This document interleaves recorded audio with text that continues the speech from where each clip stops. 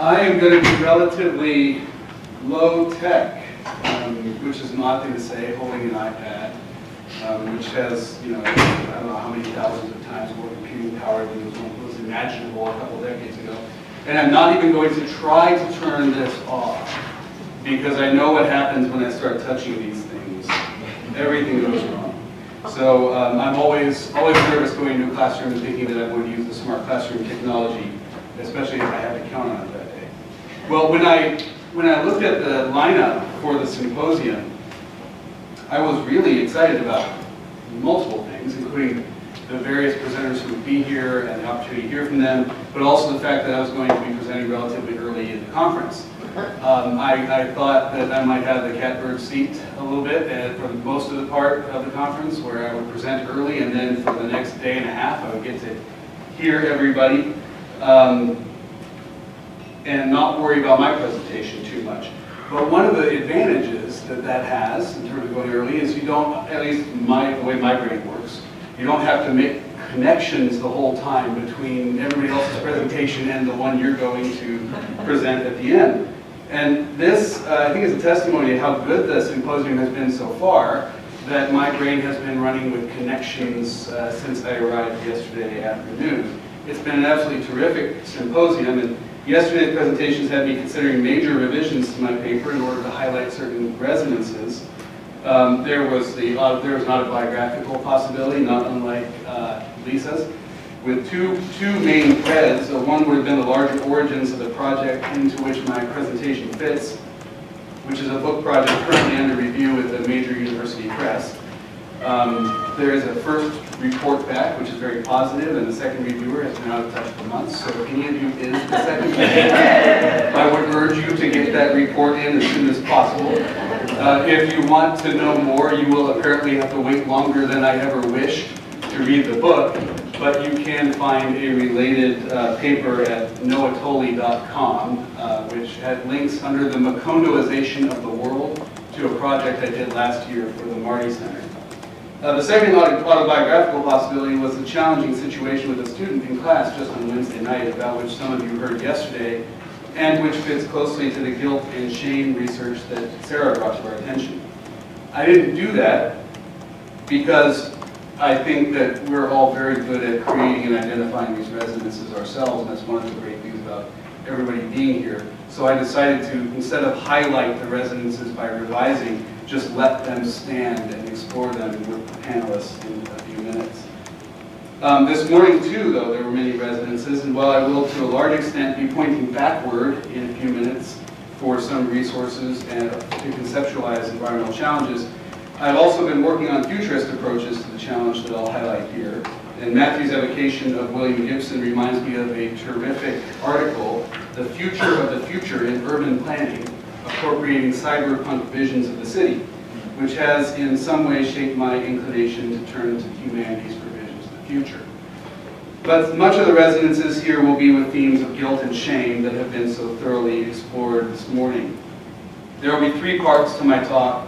One has to do with an occasion, broadly speaking, in terms of climate change and food security for the reflections, but also narrowly speaking in terms of a recent New York Times article. The second one has to do with my own conception of tragedy and how that fits into environmental challenges. And the third part will be a single thought among many possibilities for how we might respond to the tragic aspect of environmental challenges. So here goes. Old forecast of famine may yet come true, read the headline of an April 1 article in the New York Times.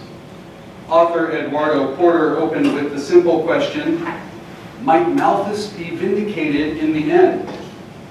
While invoking the dour minister and political economist, the person who did the most to earn economics its nickname, the dismal science, is often done in jest, or at least a sort of knowing exaggeration, fitting for April Fool's Day, if not quite The Onion, Porter's article was no joke. Everyone here is probably familiar with Thomas Malthus, a minister in the Church of England and early political economist in the tradition's most open and, to borrow a Kuhnian turn of phrase, pre-paradigmatic period. Malthus set the stage for what we might call population and resource economics. According to Malthus calculations, the geometric or exponential growth of population would create demand for nourishment that could not possibly be met through the arithmetic growth of food supply. Eventually, population would be checked by starvation due to lack of food or by violent conflict and disease. What few understand about Malthus is his motivation. He was writing in great part to oppose the positions taken by Condorcet and Goodwin, who had insisted upon the perfectibility of society. Malthus' original essay on the principle of population was written to refute these claims, with evidence that society is not perfectible, which was a line of thought that Malthus continued in his many revisions. For example, according to Malthus, human beings faced with the population-food dynamic that he wrote about would always have to trade off one good against another, and this was evidence that society was not perfectible. When Condorcet and Godwin insisted that humans would adjust to the problems that Malthus identified by giving up sex, for example, in favor of higher goods, Malthus insisted, well, that sex was a real good, and to insist upon it is to make his point. To insist upon giving it up is to make his point. As Porter rightly notes, Malthus' gloomy forecasts were soon buried under an avalanche of progress. In the 180 years since his death, population has boomed. So has food production. While some communities suffer from hunger and malnourishment, we have certainly not experienced global food shortages resulting in population collapse. Forecasts for the decades ahead predict that we will need to produce and better distribute food for a still growing world population. But technical solutions to this problem are at hand. Indeed, technical solutions are what have delivered us from the fate predicted by the physical scientists. Agricultural and infrastructural developments have allowed us to produce and distribute enough food to meet the needs of a rapidly growing population, while at the same time consuming even more food per person than Malthus could have imagined in his time. We still have not witnessed the collapse that Malthus predicted with what seemed to him unassailable logical force. But Porter suggests that Malthusian crises may now be upon us. Why? Because of climate change. Climate change will soon begin to affect food production in ways that threaten to undermine global grain production and destabilize, both directly and indirectly, the global food supply. The IPCC, whose most recent report occasioned Porter's article, suggests that grain yields have already declined by as much as 2% in some crops because of the early effects of climate change. A 2% drop in yields is not inconsequential given continued population growth and existing threats to arable land. Porter's sense, and more importantly the IPCC's sense, that Malthusian catastrophes may beset us because of climate change is, I think, reasonable. The connection between climate change and global food supply is important, but Porter makes it out to be an almost ad hoc relationship. Malthus was scared, Malthus was wrong, and now we might actually experience Malthusian food shortages largely because of this unrelated issue of climate change. But I submit that the thread is much clearer than Porter suggests, and even causal. More importantly, there is a common theme that will help us to make sense of this relationship and clarify that it is indeed not an ad hoc one. I suggest that the thread to which Porter ought to have pointed us is what might be described as the tragic aspect of environmental challenges. I have learned to clarify what I do not mean by tragic. There was a time where I thought I didn't ever need to do that I would just tell people what I do mean. I've learned that that's not sufficient, especially when you're using a term like tragic, which has so many different uses across different disciplines, and even multiplicities of uses within certain disciplines. I do not mean the genre of literature and theater that, as Rebecca Bushnell puts it, poses, quote, questions about the fundamental matters of our lives and does not answer them. Nor do I mean reversal, fall from grace, punishment of the proud, or flawed heroism. Nor do I mean catastrophe. Nor do I mean a merely unhappy ending or even a deeply unhappy or wholly unsatisfying outcome. All of these are related and indeed can be related to the definition of the tragic that I will relate to global environmental governance. But the core of tragedy that I will relate in these pages has to do with what Paul Ricoeur describes as the ineluctable guilt of having to give up or destroy one good in order to secure another, and the unverifiable faith that attends the impossibility of self-justification. Part 2. Tragedy is not an unfamiliar term in modern environmental thought and governance. Garrett Hardin, a neo-Malthusian in his own right, gave to modern environmental thought and governance a way of thinking about common pool resource challenges that emphasize tragedy. The tragedy of the commons became a core concept in the field, and by that I mean a concept with such stature that it had to be reckoned with by those who disagreed with Hardin just as much as it had to be engaged by those who were sympathetic to his argument. But Hardin's sense of tragedy, at least in the primary way he uses the term, does not capture what I mean by the tragic aspect of environmental challenges. When I say that environmental challenges have a tragic aspect, I mean that there are intractable conflicts between goods, trade-offs, tensions, and instabilities that cannot be resolved in any straightforward way, but can only be displaced. This allows us to differentiate between what I will call shallow and deep senses of tragedy, clearly riffing there on Arne Naess's ecology, the shallow and the deep. Hardin's shallow sense of tragedy is that things will not end well if we fail to govern the commons appropriately. But implicit in Hardin's argument is a much deeper sense of tragedy. Hardin's argument in favor of what he describes as, quote, mutual coercion mutually agreed upon, points to the fact that we cannot possess or secure all non-trivial goods at once. Hardin's emphasis that common pool resource challenges are, quote, no technical solution challenges, emphasizes that they are political problems in which one end or good competes with others. Indeed, according to Hardin, we cannot possess our usual measure of self-determination along with ecological integrity. These problems are agonistic problems, not engineering problems. They are problems concerning various competing visions of and possibilities for what we should want, rather than the one best way to secure what we all agree that we want. We can't TED Talk our way out of these problems. This sense of the tragic, in which to possess or secure one good we must limit, give up, or destroy others, is a much deeper sense of the tragic than is common, or at least explicit, in many studies of energy and environmental politics. But it is this sense of the tragic that I think is the thread that ties together the various aspects of Porter's story. And energy is one of the keys to finding this thread. We have largely avoided what we might call, and I don't say this lightly, the shallow Malthusian tragedies of starvation, pestilence, and war. That is, the tragedies that are simply bad outcomes, even if very bad outcomes. We have overcome, at least temporarily, an inability to possess or secure the goods of reproduction and nutrition at the same time. That is a very good thing. However, we have done this by extending our commitments to energy technologies that do not transcend the tragic, but deepen our entanglements with it. Agricultural and transportation technologies, for example, have allowed us to produce and distribute more food than Malthus could have imagined possible. But these same technologies have not overcome the tragic by magically eliminating the costs of possessing and securing more non-trivial goods at once. Rather, they have displaced onto vulnerable populations, future generations, and non-human environment the costs of possessing and securing more non-trivial goods at once.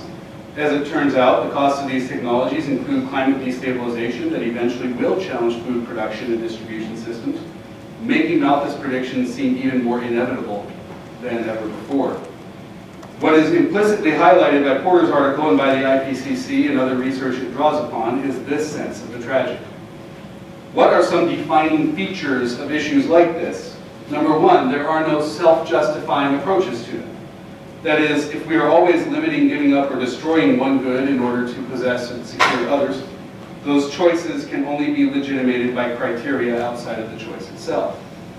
Number two, we can still draw upon certain resources and make certain arguments that suggest some approach is a bad or wrong approach. For example, we might argue that the survival of Homo sapiens is a good thing, and that this can tell us that approaches that risk extinction are bad. What we should not do is pretend that even approaches like this are uncontroversial, or that they are self-justifying. Even if they may seem to have widespread acceptance, they do not have universal acceptance. Three, we have to admit that there is a plurality of potentially legitimate, even if not self-justifying options for responding to any given trade-off, tension, or instability. And for this reason, I take it that the tragic is one of the origins of what we call pluralism, or an origin of certain aspects of pluralism. Pluralism brings with it certain challenges. How will you govern competing visions of the good world, but also a certain source for creativity, and this connects with Lisa's point about conformity and diversity. Perhaps the chief challenge of the tragic is best captured by philosopher Hans Jonas's discussion of biotechnologies. Quote, "There is no longer room here for a simple yes or no. Instead, we find an area of fluid boundaries, subtle value judgments, and controversial decisions. Nor is there a Manichaean struggle here between good and evil. No malevolent will is at work, but rather the will to help. And yet, inventive skill in the service of human welfare often turns out to be in conflict with human dignity. Biotechnology, in particular, has introduced into the realm of morality completely new dilemmas, heightened complications, and refined nuances that philosophy must take account of, although it often has nothing to offer except compromises between conflicting principles. This brings to light an important aspect of the entire technological syndrome, its previously undreamt of power. A product of the power of the human mind confronts this same mind with previously undreamt of challenges. Nobility and doom join hands in the human intellect." End quote. Part 3. What resources do we have at our disposal to deal with this concern? The most common resource from which we draw in order to deal with this concern is economic logic. The best of economic reasoning is its conceptualization of trade-offs inherent in everyday life according to the notion of scarcity, or limited means by which to pursue our relatively unlimited ends. This is a good start. The problem is that economic logics, as we employ them in response to trade-offs, often give an air of perfectibility through efficiency. That is, economic logic suggests that trade-offs should be dealt with by pursuing the most efficient allocation of resources possible. And this is often presented as a technical rather than political problem, therefore suggesting that society is perfectible. In other words, the tradition of reasoning about the environment as if the world is not perfectible has been inherited by economic logic, as evidenced in the concept of scarcity. But the tradition of reasoning about the environment as if the world is perfectible has also been inherited by economic logics, as evidenced in its principle of efficiency. And this accounts, or at least the uses of the principle of efficiency, and this accounts in part for its hegemonic status. That this logic has ascended to hegemonic status is both reasonable and problematic. It is reasonable because, well, both because allocating resources as efficiently as possible means giving up fewer goods in the end, and because the market has been a way for a plurality of ends to be expressed in the process. But the market is constitutionally unable to address problems of distribution and certain other problems we can get into now. We should, I think, appreciate the strengths of economic reasoning, which lie in its realist approach to recognizing and identifying the tragic, while resisting its hegemonic status. Resisting the hegemony of governance by the market does not mean rejecting governance by the market, but admitting that economic logics are not the only way to conceptualize and respond to the tragic. Efficiency shouldn't, and in fact doesn't, have to have a corner on this market. In order to gain a foothold in the long climb of climate governance, we will need at our disposal every possible resource for dealing with the tragic. Indeed, it is only by recognizing the tragic, broadening our collection of resources for dealing with it, and putting economic reasoning in this context of a broader set of resources that we can make the most of it. Some of the resources for conceptualizing and responding to the tragic are ancient. Indeed, many environmental challenges are structured in a way that reflects the sense of tragedy that is pervasive in the Oresteia, a trilogy by the Greek poet Aeschylus. The trilogy is Agamemnon, the Libation Bearers, and the Eumenides. The trilogy tells the story of Orestes, son of Clytemnestra, and Agamemnon, king of Argos. In Agamemnon, the first book of the trilogy, Clytemnestra awaits the return of her victorious, pedicidal, and adulterous husband, plotting his murder in order to avenge his human sacrifice of their daughter, in order to pursue unhindered her adulterous relationship with her husband's cousin.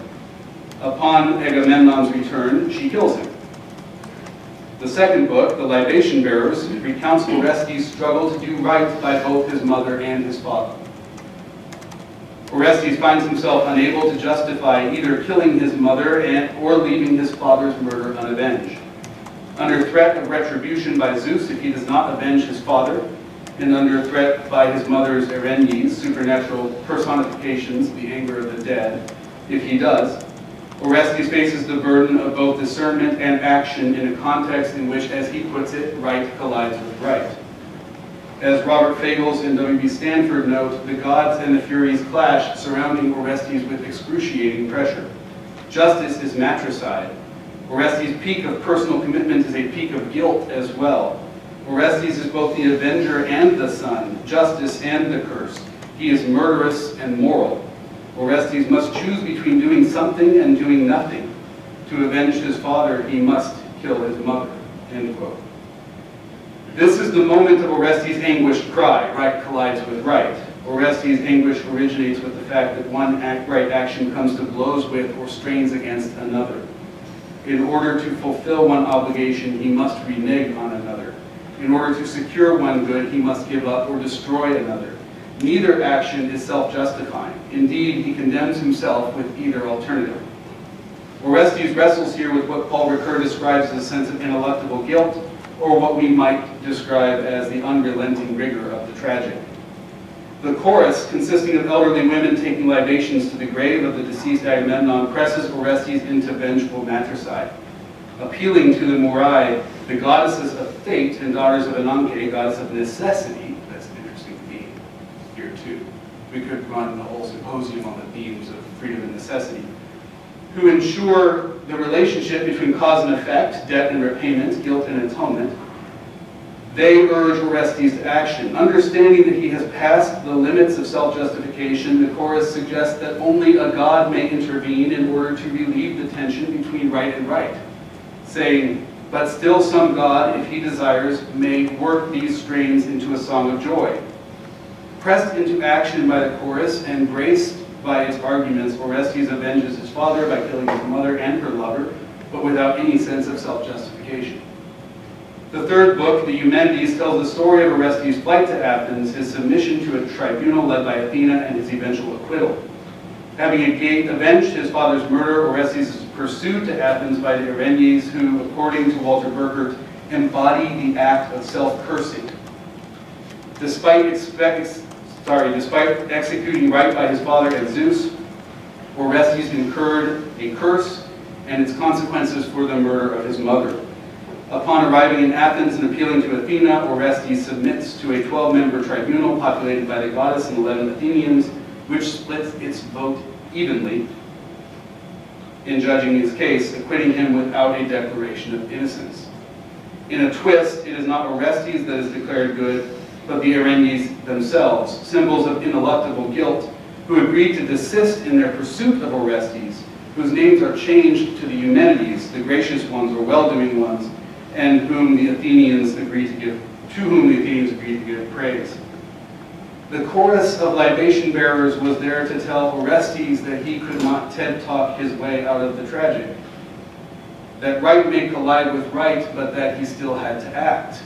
And they pointed him to the resource that he needed to deal with the challenge, but still some god, if he desires, can turn these strains into a song of joy. I propose this ought to be our role, especially where energy, environment, and humanities intersect. That we ought to be a sort of chorus calling people to realism and yet urging them to action, and pointing them to an ever more robust collection of resources that help them to deal with these challenges. Thank you.